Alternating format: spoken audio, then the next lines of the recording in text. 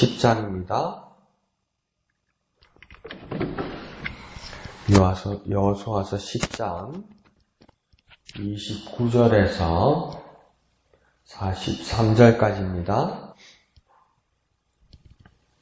다같이 한음성으로 읽겠습니다. 시작. 여호수아가 온 이스라엘과 더불어 막게다에서 림나로 나아가서 림나와 싸움에 여호와께서 또 그 성읍과 그 왕을 이스라엘의 손에 붙이신지라. 칼날로 그 성읍과 그 중에 모든 사람을 쳐서 멸하여 한 사람도 남기지 아니하였으니 그 왕에게 행한 것이 여리고 왕에게 행한 것과 같았더라. 여호수아가 또 온 이스라엘과 더불어 림나에서 라기스로 나아가서 대진하고 싸우더니 여호와께서 라기스를 이스라엘의 손에 넘겨주신지라. 이튿날에 그 성읍을 점령하고 칼날로 그것과 그 안에 모든 사람을 쳐서 멸하였으니 림나에서 행한 것과 같았더라. 그때에 게셀 왕 호람이 라기스를 도우려고 올라오므로 여호수아가 그와 그의 백성을 쳐서 한 사람도 남기지 아니하였더라. 여호수아가 온 이스라엘과 더불어 라기스에서 에글론으로 나아가서 대진하고 싸워 그 날에 그 성읍을 취하고 칼날로 그것을 쳐서 그 중에 있는 모든 사람을 당일에 진멸하여 바쳤으니 라기스에 행한 것과 같았더라. 여호수아가 또 온 이스라엘과 더불어 에글론에서 헤브론으로 올라가서 싸워 그 성읍을 점령하고 그것과 그 왕과 그 속한 성읍들과 그 중에 모든 사람을 칼날로 쳐서 하나도 남기지 아니하였으니 그 성읍들과 그 중에 모든 사람을 진멸하여 바친 것이 에그론에 행한 것과 같았더라. 여호수아가 온 이스라엘과 더불어 돌아와서 드빌에 이르러 싸워 그 성읍과 그 왕과 그 속한 성읍들을 점령하고 칼날로 그 성읍을 쳐서 그 안에 모든 사람을 진멸하여 바치고 하나도 남기지 아니하였으니 드빌과 그 왕에게 행한 것이 헤브론에 행한 것과 같았으며 림나와 그 왕에게 행한 것과 같았더라. 이와 같이 여호수아가 그 온 땅 곧 산지와 내겝과 평지와 경사지와 그 모든 왕을 쳐서 하나도 남기지 아니하고 호흡이 있는 모든 자는 다 진멸하여 바쳤으니 이스라엘의 하나님 여호와께서 명령하신 것과 같았더라. 여호수아가 또 가데스 바네아에서 가사까지와 온 고센 땅을 기브온에 이르기까지 치매 이스라엘의 하나님 여호와께서 이스라엘을 위하여 싸우셨으므로 여호수아가 이 모든 왕들과 그들의 땅을 단번에 빼앗으니라. 여호수아가 온 이스라엘과 더불어 길갈 진영으로 돌아왔더라. 아멘. 오늘 계속되는 여호수아의 정복 전쟁이 진행되고 있습니다. 그래서 오늘 언급되는 지역은 보면 막게다, 림나, 라기스, 게셀, 에글론, 헤브론, 드빌 등으로 이렇게 계속 진행되고 있습니다. 그런데 오늘 시작되는 말씀을 보면 이 전쟁의 그 지도자, 지휘자가 여호수아임을 알게 됩니다. 그래서 29절 시작될 때도 여호수아가 이렇게 되죠. 그 여호수아 그가 지도자, 주도자로서 한 일은 뭐라고 이야기했냐면 나아가서 싸움에 이렇게 말합니다. 나아가서 싸운다는 것은 앞으로 나아가는 거니까 앞장선다는 거죠. 그리고 싸운다는 것은 목숨을 담보로 목숨을 걸고 나가서 전쟁을 수행한다는 것입니다. 그런데 이 전쟁에 또 다른 아니면 진정한 그 지휘자가 또 있음을 30절에서 또다시 한번 밝힙니다. 29절에서는 여호수아가 이렇게 시작을 되지만 30절에서는 누구라고 이야기하냐면 여호와께서 이렇게 이야기합니다. 근데 그 여호와께서 하신 일이 뭐라고 하냐면 여호와 그가 이스라엘 손에 붙이신지라 이렇게 이야기합니다. 그러니까 전쟁을 수행하는 이가 여호수아와 그 백성들 이스라엘 사람들 같지만 그 배후에 진짜 주도자는 누구냐면 하나님께서 그 전쟁의 승패를 이미 결정하고 승자의 손을 이미 들어주셨다는 겁니다. 그러니까 전쟁의 진정한 주도자는 누구라고 이야기하냐면 하나님이라고 말하는 것이죠. 우리도 우리 인생에서 우리의 삶을 삽니다. 우리가 전쟁 같은 삶을 세상에서 싸운다고 이야기합니다. 그러나 그 결과를 결정하시는 이는 하나님이심을 믿어야 합니다. 그래서 우리 삶의 모든 여정에서 바라보아야 할 이가 누구냐면 세상은 그렇게 말하죠. 현실을 직시하라고 이야기하죠. 현실을 정확하게 알아야죠. 꿈 가운데 살면 안 되죠. 상상 가운데 살면 안 되죠. 그런데 현실을 직시하고 영적인 눈으로 그것을 바라보면 그것에 주도하시고 그 손을 드시는 이는 하나님이심을 믿어야만 합니다. 그래서 우리는 삶을 살아갈 때 세상을 직시하는 것도 현실을 바라보는 것도 중요하지만 그것을 인도하시는 하나님을 바라보고 그 하나님을 소망해야 합니다. 그렇게 전쟁에서 승리하는 저와 여러분 되시기를 부탁드립니다.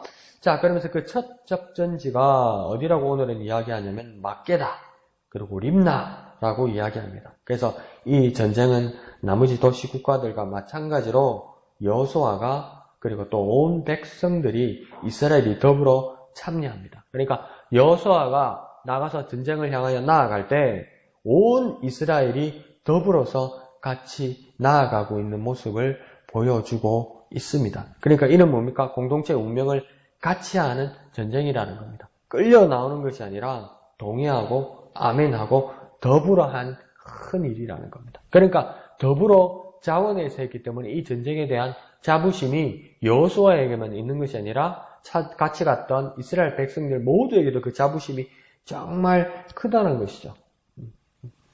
그러니까 이게 징집제가 되고 의무제가 되다 보니까 군생활도 뭡니까? 그 의미가 없어지고 지나친 그 직계, 상하 직계의 이 관계가 너무 강하다 보니까 뭡니까? 격차가 너무 심하고 또 밑에 사람들은 딴 생각을 하고 또 몸을 사리고 이런 또 단점도 있죠. 그래서 뭐 사람마다 다 각자 의견은 다르겠습니다만은 법무장관이 부산에 있는 너무 위에 상사가 부장 검사가 너무 밑에 검사를 너무 못살게 굴고 괴롭혀서 그 사람이 그러면 안 되지만 그렇게 자결하는 일이 있었죠. 직장 상사가 너무 괴롭혀서 그 사람 묘소에 이제 묘소를 찾아가니까 동부지검장 서울 동부지검장 출신 검사가 그렇게 지금 장관을 그렇게 비난했죠. 검찰이란 직제는 아주 상하관계가 아주 분명한 곳인데 말단 검사의 묘소를 장관이 찾아간다는 것은 위계 질서를 무너뜨리는 아주 위험한 일이다. 그렇게 비판을 했죠. 근데 한 기자가 그렇게 이야기합니다. 참 위계 질서 단단해서 참 좋겠수다. 이렇게 이야기합니다. 위계 질서는 뭘 위해 있는 겁니까? 위계 질서는 인권을 파괴하기 위해서 있는 것이 아니거든요. 그러니까 뭔가 그 조직에 대한 그 충성이나 조직에 대한 사랑도 사실은 그 안에 없는 거죠. 위계 질서보다도 더 중요한 것은 무엇입니까? 자기가 해야 될 일을 사랑할 수 있도록 만들어주는 것이 상사의 일이죠. 한 퇴역 장군 군인이 장군이었습니다. 장군. 그러니까 별이죠, 별. 장승인데 그러면 얼마나 퇴역하고 나서도 국가에 얼마나 많은 혜택을 받고 있습니까? 근데 마이크를 잡고 하는 말이 뭡니까? 평군인들에게 그렇게 마이크를 잡고 외칩니다. 행정부 수반에게 한가하라.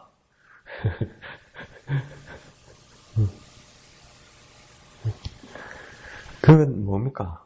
운명 공동체가 아니라는 것이죠. 할 수 없이 내가 여기 소속되어 있었고 소속되지만 알아서 행동하라는 건 뭡니까? 운명 공동체가 아니라는 그걸 뭘 파괴하는 거냐면 공동체를 파괴하기 전에 무엇입니까? 나의 보람을 파괴하는 겁니다. 나의 보람을 직장 왜 갑니까? 왜 삽니까? 못 죽어서 살지요. 배고파서 돈 벌러 가지요. 그런 식으로 만든다는 겁니다. 내 공동체를 내 직장을 사랑하지 못하게 만든다는 것이죠. 왜 군인이 되었습니까? 나 이래서 끌고 가대요. 이렇게 되는 거죠. 근데 지금 오늘 이스라엘 백성들에게는 뭡니까? 왜 전쟁에 나갑니까? 안 나가면 하나님이 저주하니까 아니요. 내 공동체를 사랑하기 때문에 지도자 여호수아만큼 자기 공동체를 사랑하고 하나님의 뜻을 사랑하기 때문에 자원해서 나간 겁니다. 그래서 그러니까 더불어 전쟁합니다. 찢겨서 전쟁하는 것이 아니고 그렇게 자기의 공동체를 사랑할 수 있어야 된다는 거죠. 그래서 뭡니까? 동의하고 아멘하고 더불어서 한 일입니다. 교회 공동체도 무엇입니까? 이렇게 안 하면 벌 받으니까요. 이렇게 안 하면 잘못하다가 지옥 가니까요. 그것이 아니고 하나님이 주신 그 공동체를, 한 가족된 그 공동체를, 그리스도의 피값으로 사신 이 공동체를 내 형제고 내 자매가 되어서 정말 사랑하기 때문에 자원해서 해야 된다는 겁니다. 그거 앞에서 예수 그리스도의 모습이 보여서 나는 사랑할 수밖에 없다는 그 모습으로 나아가야 된다는 것입니다. 그 모습을 오늘 공동체는 보여주고 있습니다. 자, 이 막게다, 림나, 라기스, 게셀, 에글론, 헤브론, 드빌 이런 지역들을 계속 정복하면서 같은 모습과 같은 수습하는 어떤 장면들이 여호수아와 그 백성들에게 나오고 있습니다. 그래서 30절에 보면 여리고 왕에게 행한 것과 같았더라 이렇게 말하고 35절에 또 보면 끝에 보면 라기스에게 행한 것과 같았더라. 또 37절에 가면 에글론에 행한 것과 같았더라. 39절에 또 한 번 가면 헤브론의 립나와 그 왕에게 행한 것과 같았더라. 이러면서 뭡니까? 그 앞에 나라와 왕들의 행한 것과 같았다라면서 계속 반복돼서 말합니다. 그 정복 전쟁에서 계속 반복되는 일로 수습을 하고 있습니다. 이 말은 무엇입니까? 일관되게 변하지 않습니다. 변하지 않습니다. 우리가 믿음 생활하면서 살아봐서 잘 알잖아요. 변하지 않고 일관되게 사는 것이 얼마나 어려운 것인지. 그런데 여호수아와 이 백성들은 수많은 전쟁을 계속 이겨오면 처음에는 긴장이 되겠죠. 처음에는 두렵게 되겠죠. 그거요, 믿음 없다고 말할 그거 자격 여호수아한테는 없어요. 여호수아 1장 보세요. 강 앞에 두고 잠을 못 자요. 잠을 못 자. 잠을 못 자니까 하나님이 뭐니까 3번이나 강하고 담대하라. 강 끝에는 뭡니까? 내가 너에게 말한 것이 아니냐? 강하고 담대하라. 이 말은 뭡니까? 여호수아야, 모세와 함께한 것처럼 내가 너와 함께라. 강하고 담대하라. 예, 아멘. 하나님 강하고 담대하라. 근데 또 강을 쳐다보니까 저 날아다 보니까 막막한 거야. 그러니까 막 의심이 막 두림이 올라오니까 하나님 다시 여호수아야 강하고 담대하라. 이러는 거. 예, 하나님 정신 차리겠습니다. 이래놓고 보니까 다시 막 강물이 출렁출렁. 강은 어떻게 건너고 전쟁은 놔두고 강은 어떻게 건너고 막 두려워하니까 일장 끝에 뭐랍니까? 내가 너에게 이런 것이 아니냐? 강하고 담대하라. 이 말은 뭡니까? 우리 식으로 하면 야 정신 차려 이러는 거예요. 왜 자꾸 까먹냐 이러는 거예요. 그 정도로 여호수아도 두려워했던 사람이에요. 그러니까 하나님의 천사, 군대 천사가 나오니까 뭡니까? 그 군대 천사를 보고 막 여호수아 칼을 빼들고 네가 우리 편이냐, 남의 편이냐, 적의 편이냐 이렇게 말하잖아. 더 쉽게 말해볼까요? 천지 분갈이 안 가는 거예요. 분갈이 안 가는 거예요. 이게 뭔지를 모르는 거예요. 뭐 시커무리한 게 나오는데 막 붉은 게 막 칼을 들고 한다는데 이게 네 편인지 내 편인지 분간도 안 가는 거예요. 그러니까 그 하나님 군대 천사하고 천사장이 뭐라 합니까? 그거 정말 재밌는 이야기입니다. 가만히 해석해 보면. 내가 네 편이 돼야 되나? 이 말입니다. 왜? 그 천사장도 웃깁니다. 내가 네 편이 돼야 되나? 네가 내 편 돼야 되는 거 아니요? 이렇게 말하는 거예요. 그러니까 우리 기도가 마음이 급하면 그래도 하나님 내 편 돼주세요. 이것도 뭐 틀린 말은 아닌데 하나님 내 편 돼주세요. 이것보다는 내가 하나님 편이 돼야 되죠. 그러니까 그 천사, 군대 천사장도 뭐랍니까? 진짜 재밌겠네요. 네 편도 아니고 내 편도 아니다. 그러면서 그러니까 난 하나님의 군대장 말이다. 난 하나님의 편이다. 이렇게. 그러니까 얼마나 여호수아가 두려웠던 겁니까? 그러니까 백성들도 뭔가 전 전쟁 나갈 때는 반신반의했을 겁니다. 근데 되네? 이기네? 그러면서 점점 전쟁을 수행해 나가면서 그러니까 자신감이 생겼을 거예요. 자신감이 생기면 어떻게 됩니까? 사람은 일반적으로 교만해집니다. 방심합니다. 그러면서 뭡니까? 야, 이거 절차를 따라 이건 안 해도 돼. 이럽니다. 쟤는 괜찮은 쟤는 내 거로, 내 종으로 가지면 되겠어. 이랍니다. 이거는 내가 알아서 하면 돼. 이렇게 뭡니까? 어떤 건 빠지고, 어떤 건 더해지고, 어떤 건 생략하고, 어떤 건 자기가 만들고 그럽니다. 그렇게 교만하고 방심할 것만 같은데, 이 여호수아와 백성들은 어떤 겁니까? 그러하지 않았습니다. 변하지 않고, 일관되게 앞의 왕들과 앞의 나라의 행한 것들과 같았더라고 이야기합니다. 그래서 우리도 그게 쉽지 않지만, 우리도 그렇게 기도했으면 좋겠습니다. 주님, 내가 변하지 않게 하소서. 내가 일관되게 하여 주옵소서. 내가 교만하지 않고 겸손하고 성실하게 하여 주옵소서. 안 되면 기도해야죠. 내 삶이 바뀌지 않으면 더욱 기도해야죠. 그래서 순종하고 변화되어 나가고 훈련되어 나가는 저와 여러분 되었으면 좋겠습니다. 자, 그런데 그 전쟁의 모습이 어쩐지 오늘 보면 상당히 잔인해 보입니다. 목사님께서 말씀하신 것처럼. 그래서 30절 중간에 보면 모든 사람을 쳐서 한 사람도 남기지 아니하였으니 32절에도 가면 점령하여 모든 사람을 쳐서 멸하였으니 그렇게 말하고요. 33절에는 뭡니까? 심지어 한 사람도 남기지 아니하였더라. 이거 다 종합해서 말하면 쉽게 말하면 뭡니까? 몰살시켰다는 겁니다. 몰살시켰다. 그 일제강점기 때 그 관동 대지진 때도 그렇지만 그 만주에 그 중국 포로들뿐만 아니라 우리 조선 사람들 끌고 가서 일본 그 헌병들, 일본 군인들이 그 내기를 했답니다. 중국 사람, 한국 사람들 이렇게 꿇어앉혀 놓고 이 일본도 했잖아요. 니폰도 칼을 이렇게 뽑아가지고 내기를 무슨 내기를 했냐면 한 번 칼을 휘두르서 이 목을 몇 개를 벨 수 있는지 많이 벤 사람이 그 이제 돈을 가져가는 그런 내기를 했답니다.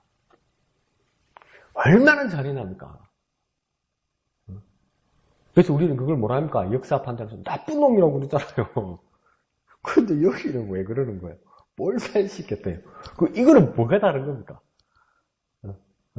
뭐가 어떻게 다른 걸까요? 이거는 안 잔인한 걸까요?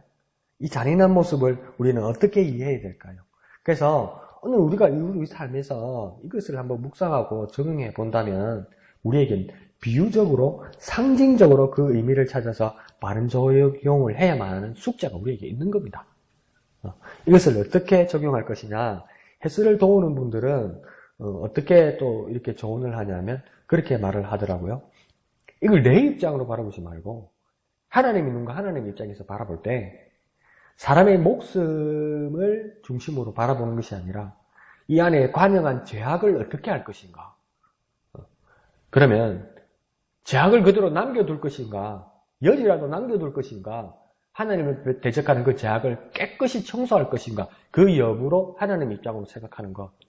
그것도 뭐 괜찮은 생각이죠. 이것도 뭡니까? 비유적 상징적으로 생각해야지 사람의 목숨을 가지고 우리는 오늘날 그렇게 할 수는 없다는 겁니다.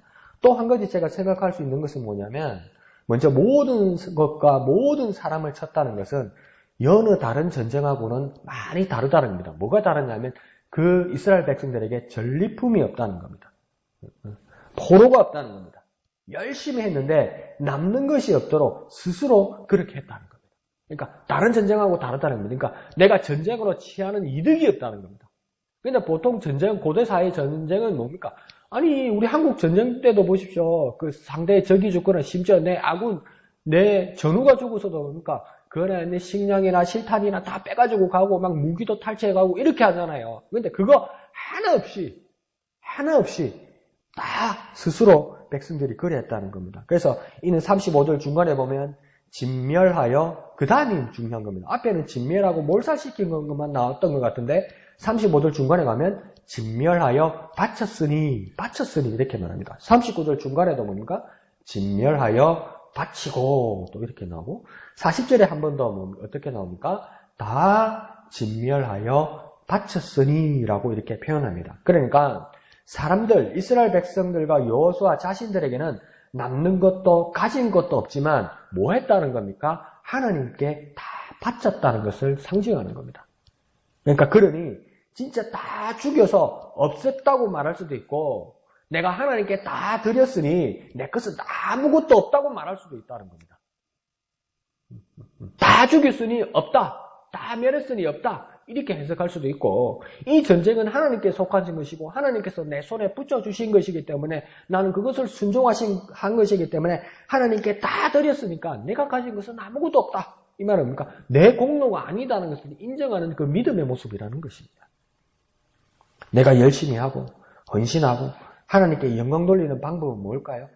내게 지분이 없다는 증거로 다 털어내고 다 하나님께 돌려드리는 것입니다. 그래서 우리는 뭐라 합니까? 하나님께 영광 돌려드린다 이렇게 말을 하잖아요. 담노는 내가 싹 다 빼먹고 그러니까 우리 옛날 촌사람을 치면 담물 칡뿌리 이렇게 해가지고 담물은 싹 다 넣고 껍데기 헝 그걸 하나님 입에 넣어드릴 겁니까? 그게 우리는 하나님 앞에 영광 돌려드리는 거라고 생각한다는 거죠. 그런데 무엇입니까? 진짜 영광 돌려드리는 것은 내게 없고 하나님께 있다는 것, 그것을 돌려드리는 것, 그게 뭡니까? 영광을 돌려드린다는 것이죠. 그래서 우리의 교만이, 욕심이, 욕망이 그리 하지 못하게 할 겁니다. 내가 가지려고 할 것입니다. 그러나 오늘 이스라엘 백성들의 모습을 보면서 아주 단호하게 초계와 같이 어떨 때는 자기의 이익을 버리고 하나님께 용 돌리는 모습을 우리는 나아가야만 할 것입니다. 자, 여호수아와 이스라엘이 이렇게 할 수밖에 없던 이유를 42절은 다시 한번 밝힙니다. 42절에 뭐라고 이야기하냐면 이스라엘의 하나님 여호와께서 이스라엘을 위하여 싸우셨으므로 이렇게 말합니다. 누가 싸웠다고 이야기합니까? 하나님이 싸우셨다고 이야기합니다.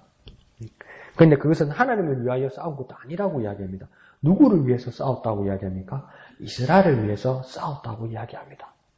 그럼 이스라엘과 여호수아는 뭐라고 고백하겠습니까? 하나님이 하셨습니다. 우리 삶을 살아가는 오늘의 이유, 오늘 눈을 떠서 하나님 앞에 찬양하고 기도하고 말씀 보는 이유, 다 하나님이 하신 겁니다. 그래서 내 공로라고 말하기 전에 무엇입니까? 하나님의 은혜입니다. 그것을 인정하는 이 새벽이 되었으면 좋겠습니다. 우리의 믿음은 억지로가 아니라 깨달음으로 그 사실을 인정하는 것 뿐입니다.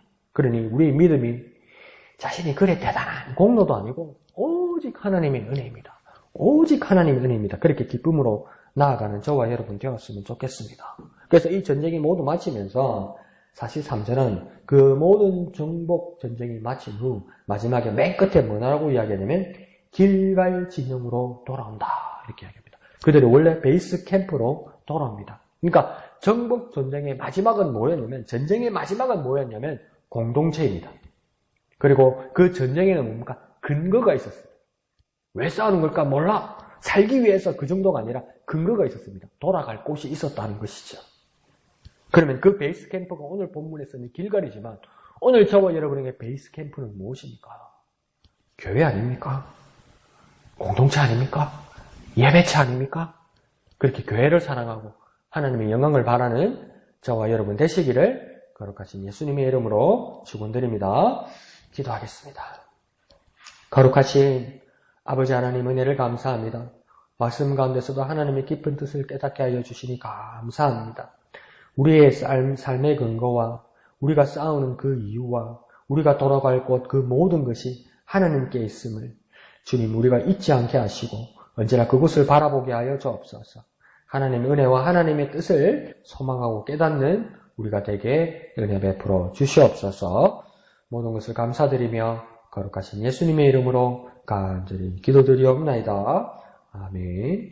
이 시간 말씀을 생각하시면서 기도하시고 또 우리 목양교회를 위해서도 기도해 주시기를 부탁드립니다. 하늘나라의 씨앗이 되는 우리 목양교회 되게 하여 주옵소서.